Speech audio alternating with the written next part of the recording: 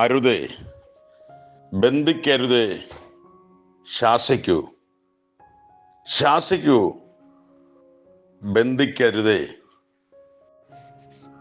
സാത്താനെയും ദുരാത്മാക്കളെയും ബന്ധിക്കാമോ? അനേക പ്രാർത്ഥനാ വീരരും കൃപാവരപ്രാപ്തരും പ്രസംഗകരും ശുശ്രൂഷകൾക്കിടയിൽ പറയാറുണ്ട്, ഞാൻ ഈ വ്യക്തിയുടെ മേൽ വ്യാപരിക്കുന്ന, ഈ ദേശത്തിൻ്റെ മേൽ വ്യാപരിക്കുന്ന അന്ധകാര ശക്തിയെ, ദുഷ്ടപിശാചിനെ യേശുക്രിസ്തുവിൻ്റെ നാമത്തിൽ ബന്ധിക്കുന്നു. ഇത് മലയാളികളിൽ മാത്രമല്ല, മറ്റു ഭാഷക്കാരും പറയാറുണ്ട്. ഇത് കേൾക്കുന്ന വചന പരിജ്ഞാനമുള്ള വ്യക്തികൾക്ക് ചില സംശയങ്ങൾ ഉണ്ടാകുന്നത് ന്യായമാണ്. ചില സംശയങ്ങൾ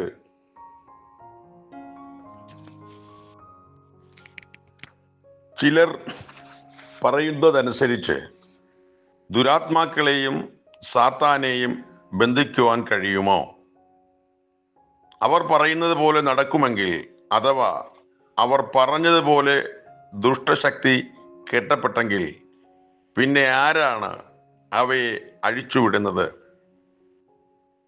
അടുത്ത ശുശ്രൂഷകൻ അതേ ദേശത്തുള്ള അന്ധകാര ശക്തിയെ അടുത്ത ദിവസങ്ങളിലും വീണ്ടും ബന്ധിക്കുന്നത് എന്തുകൊണ്ട്? ആദ്യ ശുശ്രൂഷകൻ കെട്ടിയതിനെ ഇടയ്ക്ക് വെച്ച് കെട്ടഴിച്ച് വിടുന്നത് ആരാണ്? അതോ സാത്താൻ തന്നെത്താൻ കെട്ടഴിച്ച് പുറത്തു വരുന്നതാണോ? ഒരു വ്യക്തി അധികാരത്തോടെ സാത്താനെ ബന്ധിച്ചാൽ അവൻ്റെ പ്രവൃത്തി പിന്നെ ഇല്ല എന്ന് സമ്മതിക്കണം. എന്നാൽ ഇങ്ങനെയല്ലല്ലോ നാം കണ്ടുവരാറുള്ളത്. എന്നാൽ ഇന്ന് ഒരു പ്രവണത വിശ്വാസികളുടെ ഇടയിൽ കടന്നുകൂടിയിട്ടുണ്ട്.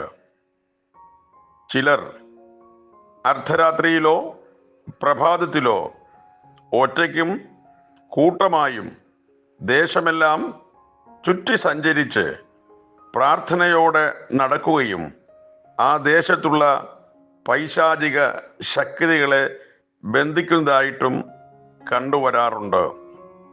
അപ്പോൾ പിന്നെ ആ ദേശത്ത് പിശാചില്ലാതെ വരുമോ? അങ്ങനെ ചെയ്യുവാൻ വേദപുസ്തകത്തിൽ ആധാരമുണ്ടോ? സാത്താനെയോ ദൂതഗണങ്ങളെയോ യേശുവോ അപ്പോസ്തലന്മാരോ ബന്ധിച്ചിട്ടുണ്ടോ? അങ്ങനെ ബന്ധിക്കുവാനുള്ള അധികാരം ദൈവസഭയ്ക്ക് ദൈവം കൊടുത്തിട്ടുണ്ടോ? സാത്താനും പിശാചുക്കളും ദുരാത്മാക്കളും ഇവ മൂന്ന് വിഭാഗങ്ങൾ തന്നെയാണ്. ഇതിൽ സാത്താൻ ഈ ലോകത്തിൻ്റെ ഇപ്പോഴത്തെ അധികാരിയാണെന്ന് നമുക്കറിയാമല്ലോ. യോഹന്നാന്റെ സുവിശേഷം 14 അധ്യായത്തിൻ്റെ 30 വാക്യം പരിശോധിക്കുമ്പോൾ വളരെ വ്യക്തമായിട്ട് നമുക്ക് കാണുവാൻ കഴിയുന്നുണ്ട്. ഞാൻ ഇനി നിങ്ങളോട് സംസാരിക്കുകയില്ല, ലോകത്തിൻ്റെ പ്രഭു വരുന്നു, അവന് എന്നോടൊരു കാര്യവുമില്ല. സാത്താൻ യേശുവിനെ പരീക്ഷിക്കുന്ന സമയത്ത് പോലും ഈ ഭൂമിയെല്ലാം എൻ്റെ അധികാരത്തിൻ്റെ കീഴിലാണെന്നും തന്നെ ഒന്ന് വീണ് നമസ്കരിച്ചാൽ ഇതെല്ലാം നിനക്ക് തരാമെന്നുമാണല്ലോ കർത്താവിനോട് പറഞ്ഞത്. കർത്താവും അവൻ്റെ അധികാരവാദത്തെ നിഷേധിക്കുന്നതായിട്ട് കാണുന്നില്ല. കർത്താവ് അത് അംഗീകരിക്കുന്നതായിട്ടാണ് പിന്നീടുള്ള പല പ്രസ്താവനകളിലും നാം കാണുന്നത്. സകല ലോകവും ദുഷ്ടന്റെ അധീനതയിൽ കിടക്കുന്നു എന്നാണ് കർത്താവ് പറഞ്ഞിട്ടുള്ളത്. യോഹന്നാൻ 12:31, 16:11, 1 യോഹന്നാൻ 5:19. സാത്താനെ ഈ ലോകത്തിന്റെ ദൈവമായും പറഞ്ഞിരിക്കുന്നുവല്ലോ. സുവിശേഷത്തിന്റെ പ്രകാശനം ശോഭിക്കാതിരിപ്പാൻ ഈ ലോകത്തിന്റെ ദൈവം അവിശ്വാസികളുടെ മനസ്സ് കുരുടാക്കി എന്നാണ് 2 കൊരിന്തി 4 അധ്യായത്തിന്റെ 4 വാക്യത്തിൽ നാം കാണുന്നത്. സമയത്തിന് മുൻപേ ഞങ്ങളെ ദണ്ഡിപ്പാൻ വരുന്നുവോ എന്നാണ് ഗദരദേശത്തെ ഭൂതഗ്രസ്തൻ കർത്താവിനോട് ചോദിച്ചത്.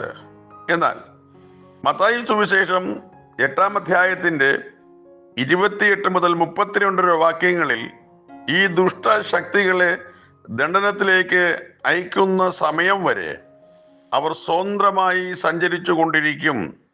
സാത്താൻ ഭൂമിയിലൊക്കെയും ഊടാടി സഞ്ചരിക്കുന്നതായിട്ടാണല്ലോ ഇയ്യോബിന്റെ പുസ്തകത്തിലും നാം കാണുന്നത്. യഹോവ സാത്താനോട് നീ എവിടെ നിന്ന് വരുന്നു എന്ന് ചോദിച്ചതിന് സാത്താൻ യഹോവയോട് ഞാൻ ഭൂമിയിൽ ഊടാടി സഞ്ചരിച്ചു വരുന്നു എന്ന് ഉത്തരം പറഞ്ഞു. മഹാപീഡനകാലത്തും സാത്താൻ ഈ ഭൂമിയിൽ അതിശക്തിയോടുകൂടെ പ്രവർത്തിച്ചു കൊണ്ടിരിക്കും. വെളിപ്പാട് പുസ്തകം 12:12 ഏതായാലും ഇനി അല്പകാലം കൂടി സാത്താൻ ഈ ഭൂമിയിൽ സ്വതന്ത്രമായി സഞ്ചരിച്ചു കൊണ്ടിരിക്കും എന്നതിൽ യാതൊരു സംശയവും വേണ്ട. മഹാപീഡനകാലത്തിന്റെ അന്ത്യത്തിൽ ഒരു ദൂതന് ദൈവം അധികാരം കൊടുക്കുകയും അന്നാണ് സാത്താൻ ബന്ധിക്കപ്പെടുന്നത്. ദൂതനാണ് സാത്താനെ ബന്ധിക്കുന്നതും. അനന്തരം ഒരു ദൂതൻ അഗാധത്തിന്റെ താക്കോലും ഒരു വലിയ ചങ്ങലയും കയ്യിൽ പിടിച്ചുകൊണ്ട് സ്വർഗത്തിൽ നിന്ന് ഇറങ്ങുന്നതും ഞാൻ കണ്ടു. അവർ പിശാചും സാത്താനും എന്നുള്ള പഴയ പാമ്പായ മഹാസർപ്പത്തെ പിടിച്ച് 1000 ആണ്ടേക്ക് ചങ്ങലയിട്ടു. 1000 ആണ്ട് കഴിവോളം ജാതികളെ വഞ്ചിക്കാതിരിപ്പാൻ അവനെ അഗാധത്തിൽ തള്ളിയിട്ടു അടച്ചു പൂട്ടുകയും മീതെ മുദ്രയിടുകയും ചെയ്തു.